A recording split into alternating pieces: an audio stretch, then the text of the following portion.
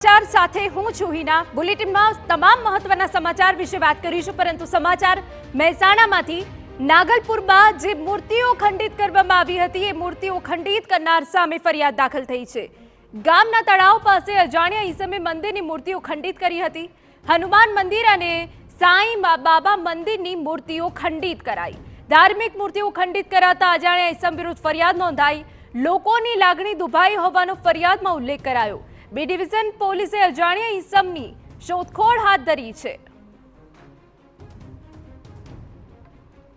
તો નાગલપુરમાં મંદિરની મૂર્તિઓ ખંડિત કરનાર સામે ફરિયાદ દાખલ થઈ હોવાની વિગતો છે। આપણે જણાવી દઈએ કે જ્યાં હનુમાન મંદિર અને સાંઈ બાબા મંદિરની મૂર્તિઓ ખંડિત કરાઈ હતી, ધાર્મિક મૂર્તિઓ ખંડિત કરાતા અજાણ્યા ઈસમ વિરુદ્ધ ફરિયાદ નોંધાઈ અને ફરિયાદના આધારે પોલીસે તજવીજ હાથ ધરી છે।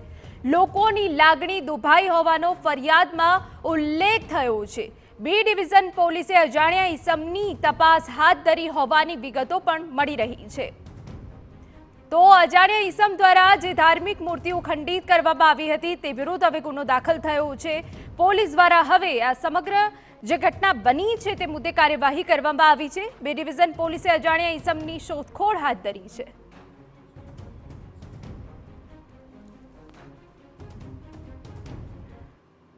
समाचार सूरत में कि